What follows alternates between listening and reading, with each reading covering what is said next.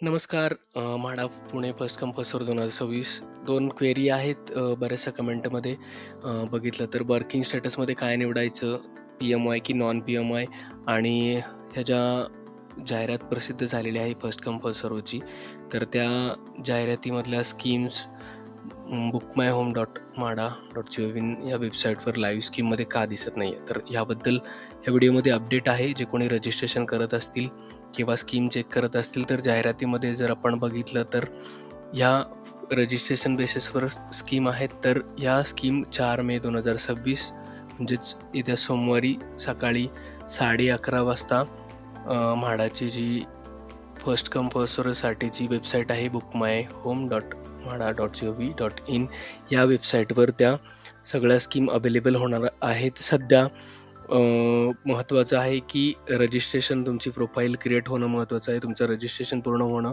महत्त्वाचं आहे, कारण तुमचं रजिस्ट्रेशन झाल्यानंतरच तुम्हाला ह्या सगळ्या स्कीमसाठी ॲप्लिकेशन करता येणार आहे.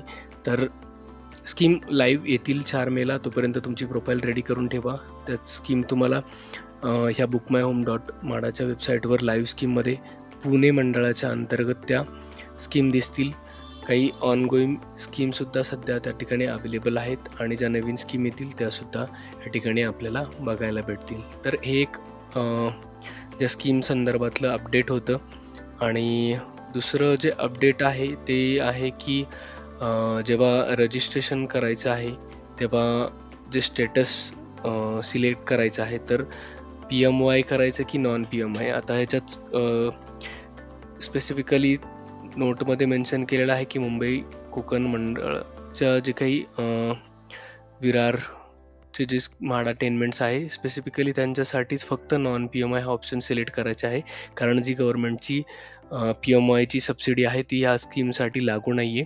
तर आपण ज्या आता पुणे मंडळाच्या स्कीम आहेत त्या सगळ्या पी-एम-वायच्या सबसिडी त्यांना अलाउड आहे. त्यामुळे पी-एम-वाय हा ऑप्शन सिलेक्ट करायचा आहे आणि तिथे तुमचं इन्कम डिटेल्स ॲड करायचे आहे. जर तुम्ही नॉन पी-एम-वाय ऑप्शन सिलेक्ट करून प्रोसीड केलं तर ते डिटेल्स तुम्हाला विचारणार नाही, पण तुम्हाला पी-एम-वाय हाच ऑप्शन सिलेक्ट करायचा आहे आणि तुमच्या इन्कम डिटेल्स त्या ठिकाणी ॲड करायचे आहे. तुमचं इन्कम सर्टिफिकेट असेल किंवा तुमचं ITRचं जे डिटेल्स आहे त्या.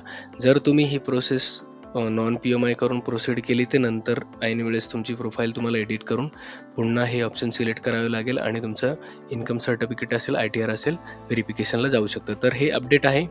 अशाच रेग्युलर आणि लेटेस्ट अपडेटसाठी चॅनलला नक्की लाईक, शेअर आणि सबस्क्राईब करून ठेवा, फॉलो करा. थँक्यू.